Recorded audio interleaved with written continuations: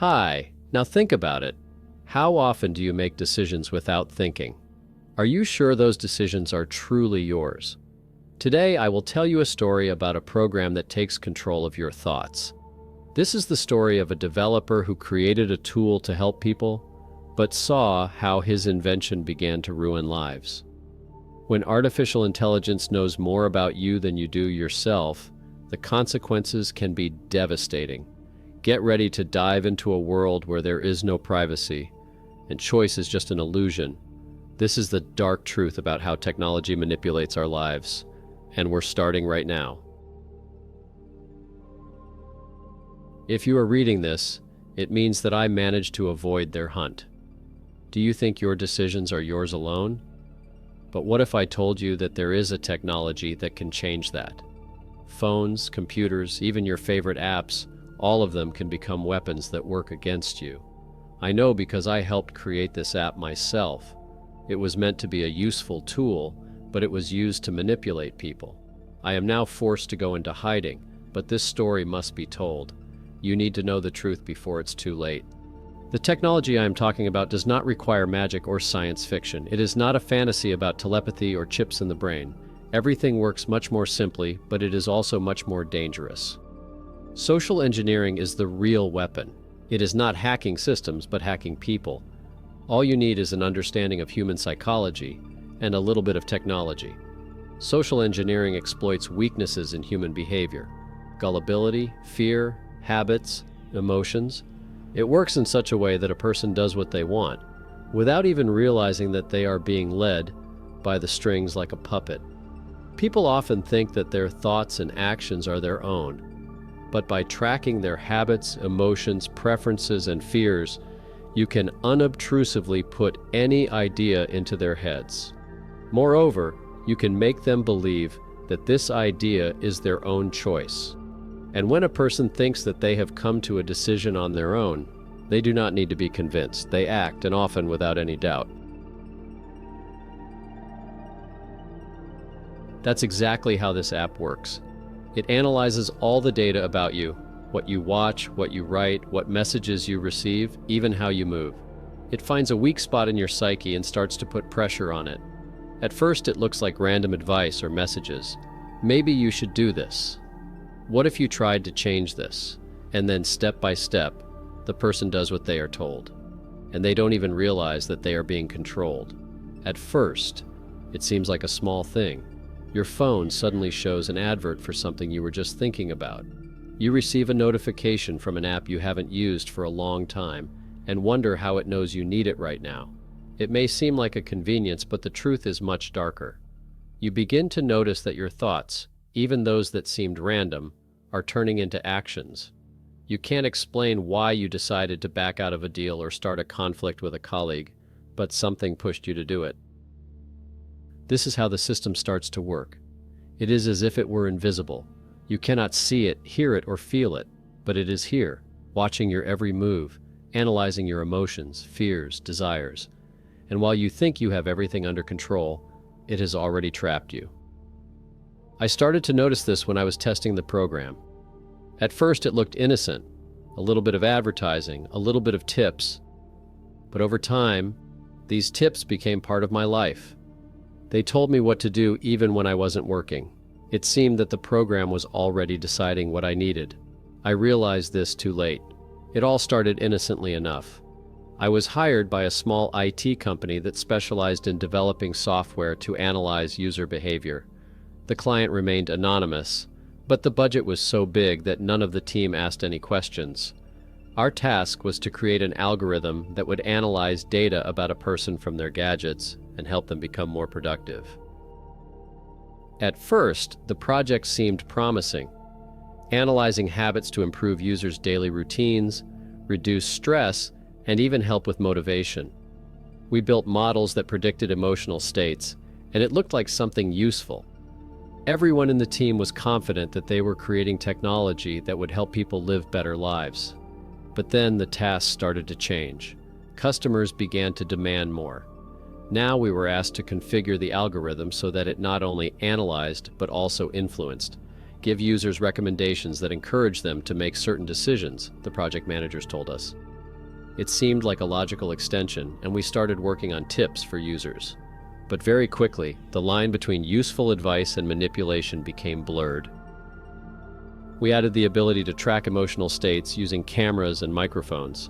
The algorithm has learned to determine whether a person is nervous, upset, or, on the contrary, at risk. We wrote code that made gadgets display the right content at the right time. But who decided what was right? No one discussed this question. I've always considered myself a person who works with cold calculation.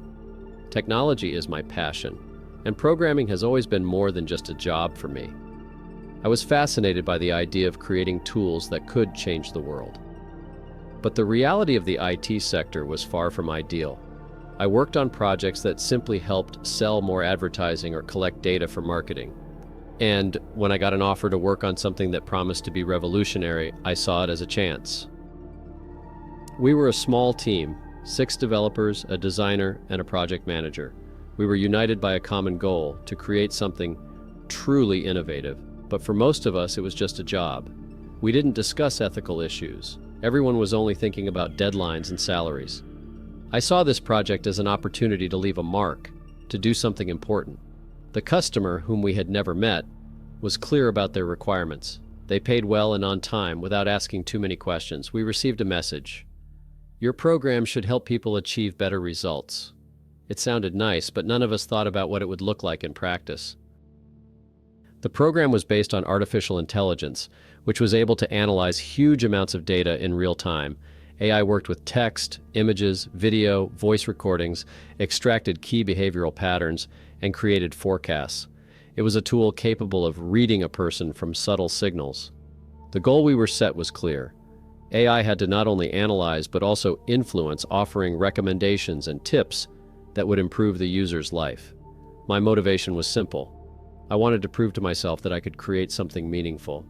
But now that I look back, I realize that it was this ambition that led me into a trap. I saw myself as a creator of something new, but I didn't realize that I was just a tool in someone else's hands. Our office was located in an ordinary office building in the city center. Modern glass walls, laconic design, constant noise of the coffee machine. Everything looked absolutely ordinary, like in any IT company. But the project we were working on was of a completely different nature. We were allocated a separate closed floor, which only team members had access to. Security was top of mind. We were not allowed to take our work outside the office. All correspondence was conducted through internal encrypted channels, and the servers were isolated from the general network. The client provided clear instructions. Each stage of the project had to be completed on a strictly defined schedule. We received tasks in blocks, and each of us worked on our own part, hardly knowing what the whole system looked like. Communication with the customer was minimal and went through our manager. We even joked with each other that we were working for some mysterious billionaire who was passionate about futuristic ideas. The program we were developing was growing rapidly in its capabilities. Its AI-based core was learning to process hundreds of thousands of interactions simultaneously. It analyzed what sites a user visited, what they liked on social media, even what memes they viewed. It recognized moods through cameras and microphones, understood whether a person was risk-averse, and even predicted how their emotions would change in certain situations. It seemed to me that this was the limit of human achievement in technology. I watched the algorithm evolve from a simple analytical program into something much more complex. And I was fascinated, but at the same time, I started to notice little things that made me uncomfortable. From time to time, our team received new requests for updates, to add the ability to read more data, learn voice tone, and customize notifications to suit your psychological state. These changes seemed logical, but their frequency and nature were alarming. One day, we were even ordered to add a feature that would allow the algorithm to learn how to manipulate user reactions. We were told that the program needed to interact better with people. At the time, we did not realize that this feature would actually become the main tool for manipulation. The work lasted for months, and the more we immersed ourselves in the process, the more it seemed that we were creating something much more powerful than we could have imagined. However, no one talked about the ethical side of the issue. Everything was focused on the technical aspects. We lived surrounded by code, algorithms, and deadlines, not even knowing how large-scale the consequences of this development would be. The turning point came when I first learned that our program was being tested on real people. It happened almost by accident. I was working late at night, setting up one of the modules, and decided to look through the test logs to check how the algorithm interacts with the data. But instead of the usual simulations, I saw data from real users. The program was in closed beta access, and a limited group of people was selected for testing. They were invited to use a new application that promised to improve their productivity and make decision-making easier in their everyday lives. The system didn't just collect information about user behavior, their calls, text messages, search engine queries. It began to influence their decisions. People started acting unnaturally, as if they were under someone else's control. One man suddenly canceled a long-term business deal after a series of tips he received. A woman who worked in the judiciary made a decision that went against her usual principles. Another person performed a series of strange tasks, such as sending large sums of money to unknown accounts. At first I wrote it off as a coincidence, but with each new entry, the situation looked more and more alarming. The program didn't just provide recommendations, it manipulated people. It adjusted the information so that people performed actions that went against their interests. My heart sank when I saw records of even more radical cases. The program was pushing people to conflict, aggression, and even violence. One man attacked a colleague after a series of trigger messages designed to provoke anger. Another user, after a series of manipulations, took actions that were undoubtedly destructive to his life. The night I saw these logs, I had only one question. Who was using our program and for what purpose? At first I tried to convince myself that it was just part of an experiment, that the customers wanted to test how the system worked in real life. But the recordings I saw left no doubt. This was not testing. This program had already become a tool for manipulation, and it was more dangerous than I could have imagined. I couldn't just sit back and watch. My first goal was to find out who was behind it all. But this task turned out to be more difficult than I thought. The customers always remained anonymous, and our instructions were transmitted through encrypted channels. My inquiries to the team leader only aroused suspicion. He said it was none of my business, and that I should focus on my tasks. At the same time, I began to realize that if this program was not stopped, the consequences would be catastrophic.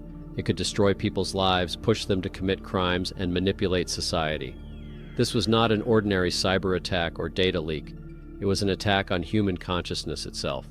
I realized that my main goal should be to destroy this system. I decided to proceed cautiously.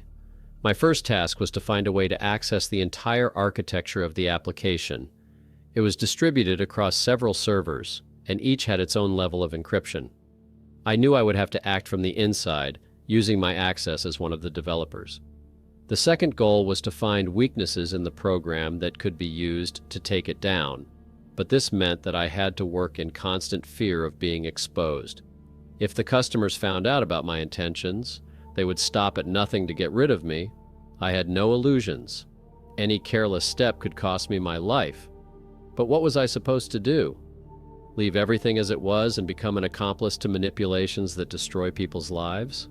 Or risk everything to stop this system, even if it meant that I myself could be destroyed? I was not ready for such challenges, but I knew one thing for sure. I couldn't let my work cause someone's tragedy. I knew the first step was to be cautious. All the data in the app was stored on secure servers that only a few people had access to. I was one of them, but every time we logged in, we were logged and could be viewed by the customers. I had to come up with a reason to revise the overall architecture of the application. I told my boss that I wanted to optimize the code to reduce data processing latency. It sounded plausible, and I got temporary access to the servers. Looking through the structure, I discovered that the application had several modules that our team was not even aware of. These modules were related to the remote management of content that was sent to users' devices. They were responsible for triggered messages, the same ones I saw in the logs. But the worst part was that these modules worked automatically, without any intervention. Artificial intelligence decided which messages to send and to whom. I decided to download some of the code of these modules to my personal computer to study them at home. It was risky. Each file was copy protected, and any attempt could arouse suspicion. But I managed to find a workaround. That night, I started analyzing the code and realized that the program was much more complex than we thought. Its algorithms didn't just study user behavior. They created scenarios that completely changed their decisions. While I was working, it started to dawn on me that we weren't the only ones developing this code. Some parts of it were integrated with other systems I had never heard of. These were external platforms that provided additional data for analysis. It seemed that our program was just a part of a larger project managed by someone from the outside. When I came back to work, I noticed that there were new faces in the office. They were some people in suits who clearly did not belong to our team. They were talking to our manager and seemed very serious. Immediately after their visit, I received an email informing me that the security policy had been updated.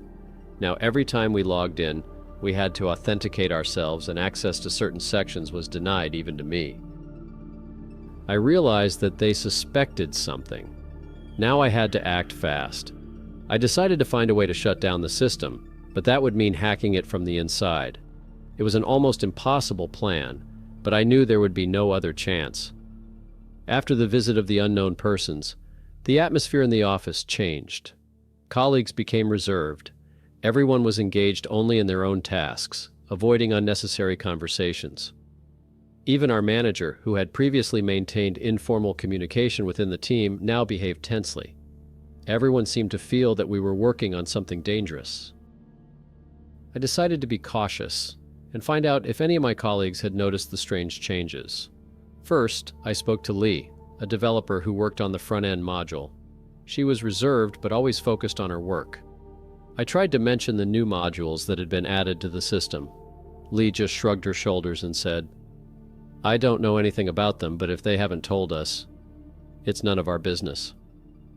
Her indifference was understandable. No one wanted to lose their job because of unnecessary questions. My next contact was with Jay, a young engineer who worked on system security. Jay was always interested in everything that was going on in the project and had access to confidential information. When I asked him about the increased security measures, he just said quietly, "I don't know what these new rules are, but they're clearly preparing us for something serious. Maybe you saw something interesting in the logs?" These words alerted me. Jay definitely suspected something, but he didn't want to reveal it openly. From that moment on, I decided that I could only rely on myself. Meanwhile, our team leader, Nick, started paying more attention to me. He started asking more questions about my work, checking my reports, and stressing the importance of strict adherence to protocols. It was obvious that he had been given orders to observe every member of the team. Every interaction we had now seemed like a game. I was trying to look indifferent, and Nick was trying to find out if I was hiding something. I realized that simply shutting down the system was not enough. This program was just part of a bigger scheme, and it could be restored quickly. To stop this at the root level, I needed to gather enough evidence to prove the real danger of the program and expose those behind it. I started by accessing the logs. This was the most risky task because my every action was carefully monitored. By exploiting a small security flaw, I gained access to the records of all the trigger messages and actions of the program. There, I saw how the program forced people to make unnatural decisions, to terminate deals, lose money, and even become victims of violence. The next step was to study financial transactions. The system stored data on payments to companies that created additional modules for the program. I found records of huge amounts of money being transferred to anonymous accounts.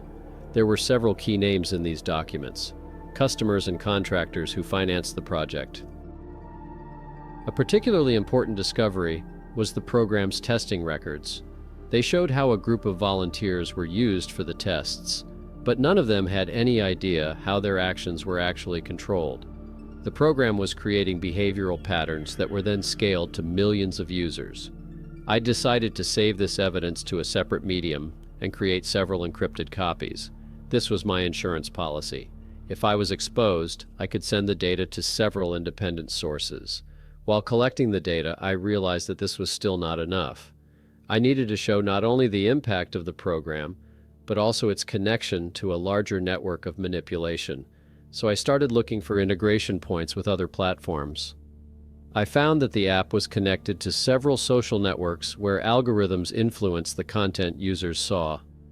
It also had access to payment systems, which allowed it to manipulate people's financial decisions.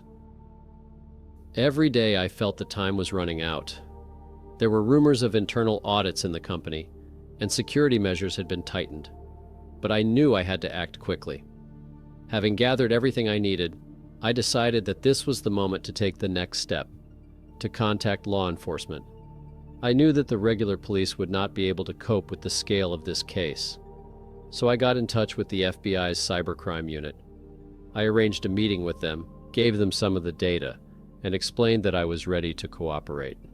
I was interrogated for hours. They were interested in everything from my initial involvement in the project to how I gained access to confidential information. They questioned my motives, but eventually realized that I wanted to stop the system, not hide my involvement. The FBI launched an operation. They demanded that I continue to access the servers to be able to document all the actions of the program. It was a risky move because I knew that at any moment the customers could detect the interference. My role became critical when I provided law enforcement with access keys to the most secure servers. They started collecting data and preparing arrest warrants for those behind the program in parallel. I felt like every step was a knife edge. The most frightening moment came when I received a message on my phone. "Do you think we don't know what you're doing?" After that, I noticed a car parked outside my house and realized that I was now under the gun. The law enforcers understood that I could not stay there. That evening, I was moved to a safe house where I remained until the end of the operation. A few days later, the FBI conducted large-scale raids that led to the arrest of key members of the conspiracy. The program was not just shut down. Its influence was completely exposed, and the public learned how it was used for manipulation and abuse. When I gathered all the evidence, I realized there was no turning back. The data was compromising enough to bring the program's customers to justice, but it had to be handed over carefully. I decided to go through the FBI, because the scope of this project went far beyond ordinary cybercrime. The meeting with the agents took place in a secure location. They looked through the files I provided for hours, asking hundreds of questions about the structure of the program, its functions, and the people involved. They didn't believe me at first, but when I showed them the records of triggered messages and the impact on real people, their reaction changed. One of the agents said, "If all of this is true, we are dealing with the largest manipulation technology in history." The FBI launched its own operation. My role was to continue to work for the company, but at the same time give them access to the system. They were preparing arrest warrants and wanted to catch everyone involved in the project red-handed. It was a risky plan because if I was exposed, the consequences could be fatal. The climax came when the agents decided to take action. On a certain day, I received an assignment from the FBI to run a script that would allow them to completely block the application's servers. It was supposed to look like a technical failure to cause panic among the customers and make them make a mistake. I ran the script, and the system started to gradually crash. At the same time, people in suits, FBI agents with warrants, burst into our office. They blocked the server rooms, collected documents, and detained everyone involved in the program. I managed to avoid direct contact with the management, but I watched as Nick and several other key people were taken away in handcuffs. But the biggest turning point for me was how society reacted to the story. The FBI made a public statement revealing the details of the program. Journalists instantly picked up the news, and the world learned about the existence of this technology. This caused a huge public outcry. People demanded stricter regulations on the use of AI and control over technology. The program was destroyed and its customers were brought to justice. But I understood that this was only a temporary victory. Technologies do not disappear, and there are those who will try to create something similar again. For me, this experience has become a lesson and a constant reminder. Technology always carries not only opportunities, but also a huge responsibility. Friends, our story today is coming to an end, but don't rush off just yet, as I've prepared 2 more equally interesting videos for you. The first story is about a guy who used neural networks to create a high-quality deepfake and scammed a large company out of millions of dollars. The second story is about a guy who found an unbelievably good deal on the darknet and almost paid for it with his freedom. Choose the next video to your liking, and I hope you enjoy your time. Meanwhile, I'll get started on the next episode for you. See you soon.